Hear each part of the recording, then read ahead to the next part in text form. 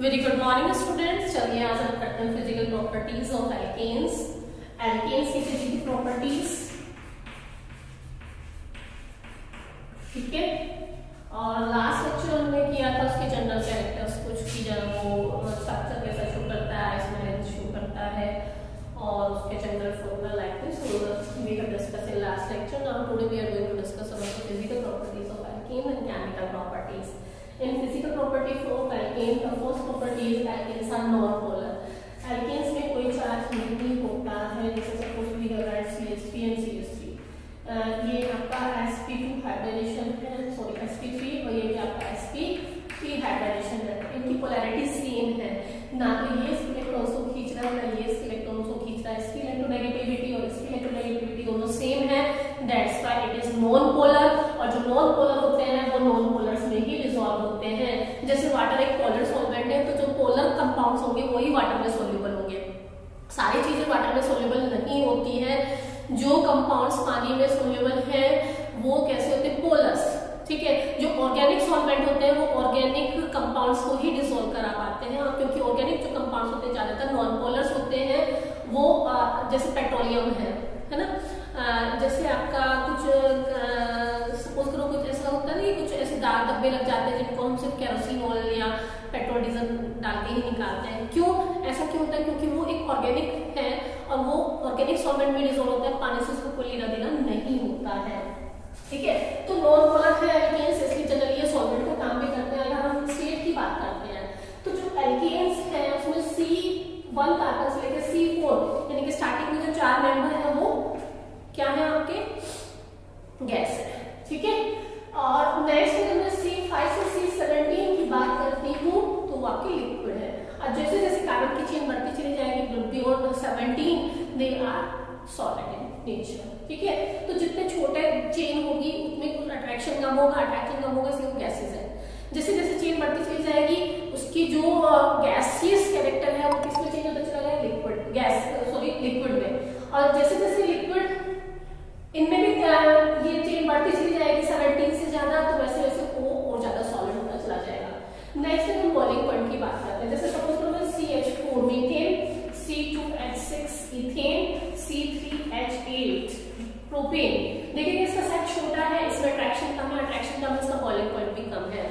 जो नेक्स्ट इसका boiling point ज्यादा आएगा, इसका बॉइलिंग पॉइंट और ज्यादा आएगा क्योंकि इनका मास बढ़ता जा रहा है, ठीक है। तो यहाँ पे अगर कार्बन की चेन बढ़ती है, सिंपल कह सकते हैं अगर कार्बन की चेन बढ़ेगी तो बॉइलिंग पॉइंट बढ़ेगा, ठीक है। लेकिन एक और स्पेशल केस है, आइसोमर के केस में क्या होता है, suppose I have taken C4H, ठीक है।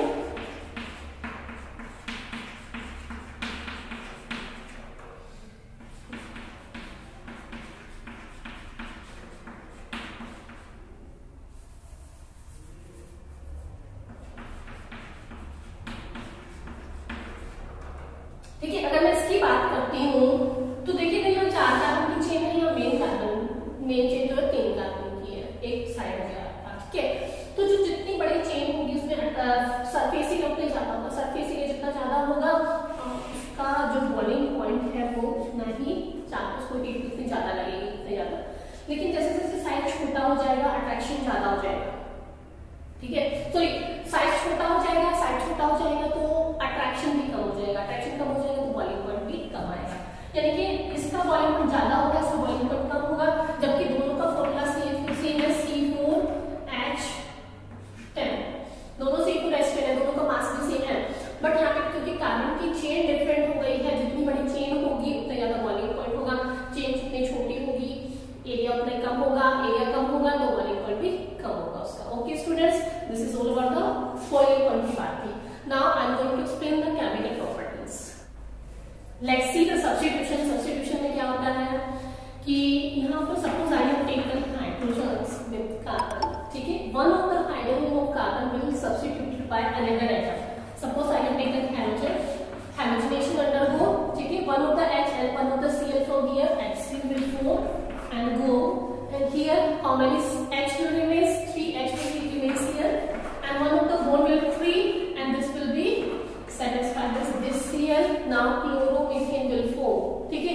ये हुआ आपका सब्स्टिट्यूशन, यानी कि यहाँ पे हाइड्रोजन को किसने सब्स्टिट्यूट किया, क्लोरीन ने सब्स्टिट्यूट किया। ऐसे आप किसका कर सकते हैं,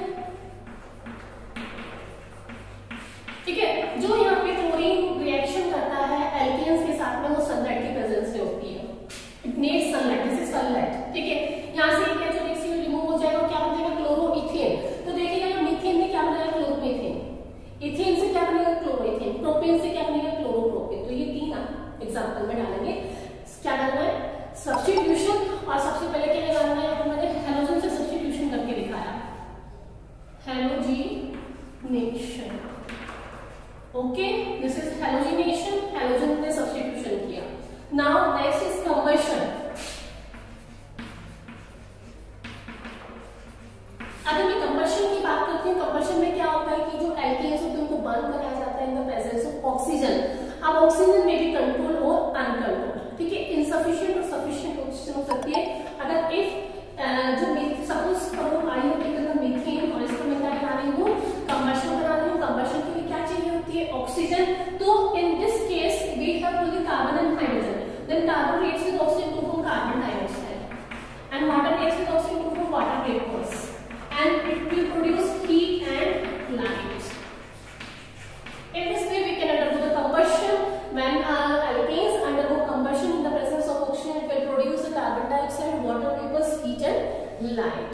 Okay, ऐसे आप किसी का भी combustion कर सकते हैं। जैसे suppose this is benzene C6H6, this is benzene, इसका ऑक्सीडेशन कराया मैंने, तो C6CO2 will form 6 H2 will form heat plus light। ठीक है, इस तरीके से हम कोई भी कंबशन कर सकते हैं, बस बैलेंसिंग डिफरेंट जाएगी। जो बैलेंसिंग हम करके देंगे, इसको बैलेंस कर लेंगे। ठीक है, next is oxidation reaction. See the oxidation के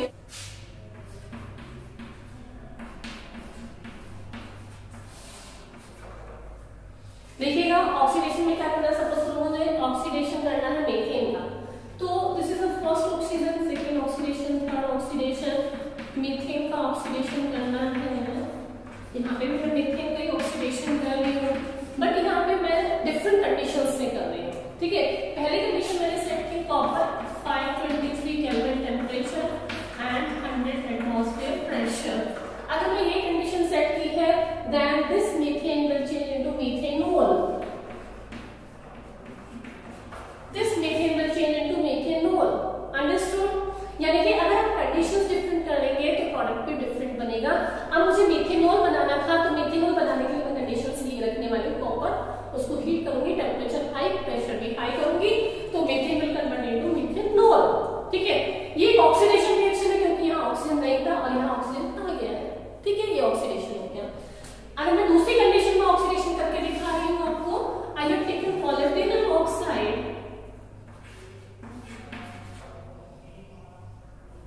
एंड O2O3, मोलिब्डेनम ऑक्साइड लिया और मैंने इसको हीट कर दिया, then it undergo oxidation and form methanol. Condition different तो प्रोडक्ट भी different. Okay, suppose I have taken methane and I have taken manganese acetate, this is manganese acetate. ठीक है, मैग्नीज एसीटेट लिया और उसको डालकर हीट किया थोड़ा सा मैंने, तो it will form carboxylic acid. यानी कि अगर मैं आपसे कहती हूँ कि इथेन है, इथेन से इथेनॉल बनाइए, एल्डिहाइड, तो ये वाला कैटलिस्ट आप डालेंगे। अगर मैं कहती हूँ इथेन से इथेनोइक एसिड बनाना है, तो ये कैटलिस्ट डालना है आपको। अगर मैं कहती हूँ कि मीथेन से इथेनॉल बनाओ, देन ये वाला। ठीक है, तो ये वाले आप खुद से करेंगे। क्या, इथेन से इथेनॉल एंड इथेनोइक एसिड। ठीक है, तो these are the works to convert। ठीक है, ये आप खुद से करके देखेंगे। तो this is the oxidation reaction. Next I am going to explain the aromatization. Aromatization में क्या होगा, देखिएगा कि जो एल्केन है हमारा एरोमेटिक कंपाउंड्स में चेंज हो जाएगा। एरोमेटिक कंपाउंड्स में जो बेंजीन के कंपाउंड्स से जनरली उनको एरोमेटिक्स कहा जाता है। यानी कि first member of aromatic is benzene. ये आपका बेंजीन है। ठीक है, हाथ होने पे एक CH होता है, यहाँ CH है ये।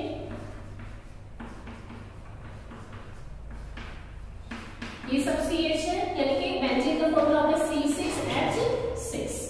ठीक है, इट मींस मुझे एल्केन्स से बेंजीन बनाना है तो I have to take 6 carbons लेना होगा मुझे, यानी कि हेक्सेन लेना है। 2 3 4 5 एंड 6। ठीक है, और इसमें एरोमेटाइजेशन मुझे करना है। ठीक है, एरोमेटाइजेशन करने के लिए यहाँ कुछ कैटलिस्ट डालने वाली हूं।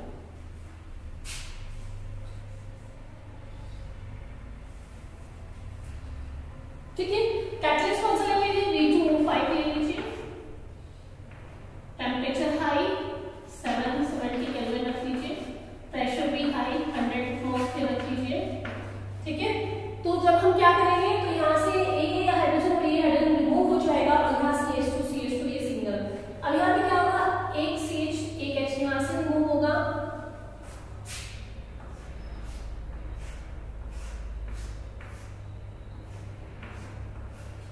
ठीक है, देखिएगा हुआ क्या है, यहाँ से H और ये H। ठीक है, यहाँ का एक H और यहाँ का एक H, यहाँ का एक H और यहाँ का एक H। इस तरीके से ये एक डबल एक सिंगल, एक डबल एक सिंगल, एक डबल एक सिंगल, एक डबल एक सिंगल, एक डबल एक सिंगल, एक डबल और एक सिंगल। ठीक है, आप ऐसा भी बनाएंगे तो भी वो बेंजीन कहलाएगी। This is benzene. ठीक है, ये मत सोचिएगा कि मैम ने यहाँ डबल बॉन्ड लगाया आना तो वहां का, it is also the benzene, it is also the benzene, doesn't matter. ठीक है, दिस इज द एरोमेटाइजेशन। हमने हेक्सेन से बेंजीन बनाया, एरोमेटिक कंपाउंड बनाया। The process of formation of aromatic compounds from alkane is known as aromatization. तो जैसे मैंने आपको हेक्सेन से बेंजीन बनाना सिखाया है यहाँ पर। नेक्स्ट इज स्ट्रीम के साथ रिएक्शन कर सकते हैं एल्केन्स, देखिएगा कैसे।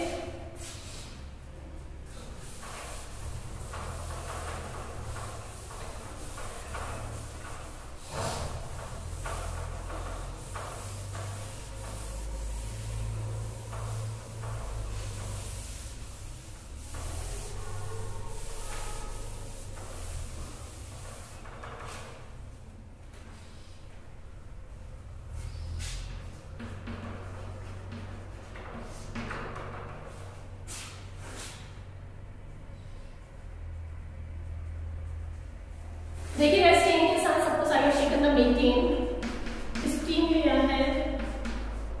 ठीक है, इसको हीट कर देंगे किसकी प्रेजेंस में, निकल की प्रेजेंस में। तो यहाँ पे जो ये H है it will form CO and it will release hydrogen gas, sorry hydrogen gas will remove. और जो ये ऑक्सीजन था वो इसके साथ आ गया, कार्बन मोनोऑक्साइड बन गया and hydrogen gas will remove. अब mixture of carbon monoxide and hydrogen is known as syngas or synthesis gas, you can say, and this is a reaction between methane and steam. Okay, ऐसे आप किसी और को भी ले सकते हैं। तो मेन चीज है यहाँ पे कार्बन मोनोऑक्साइड ही बनेगा बट बैलेंसिंग डिफरेंट हो जाएगा। पायरोलाइसिस में क्या होता है, पायरोल मींस होता है हीट और लाइसिस मींस ब्रेक डाउन, यानी कि जो हायर कंपाउंड्स होते हैं वो हीट की हेल्प से ब्रेक डाउन हो जाते हैं। This process known as cracking और pyrolysis. Suppose I have taken the hexane C6H14, उसको मैंने हीट किया, it will break down. Break down होने का कोई पर्टिकुलर तरीका नहीं है, वो कुछ भी कंपाउंड्स बना सकता है। जैसे उसने एक एल्कीन बना दिया C6H12 हेक्सेन और हाइड्रोजन गैस, या फिर C4H8 this is butane and C2H6 this is ethane, यानी कि एक मॉलिक्यूल ब्यूटेन का बन गया और एक इथेन मॉलिक्यूल बन गया। और it may be C3H6 ethene propene बन गया, C2H4 इथीन बन गया एंड CH4 मीथेन, कुछ भी बन गया। मतलब total number of 6 he carbon है ना, वो एक एल्कीन बना सकता है, एल्कीन और एल्केन बना सकता है, एक से ज्यादा एल्कीन बन सकते हैं, एल्केन भी बन सकते हैं, कुछ भी बन सकता है। तो this is all about the pyrolysis. ठीक है, इस तरीके से आज हमने कंप्लीट किया एल्केन्स की फिजिकल और केमिकल प्रॉपर्टीज।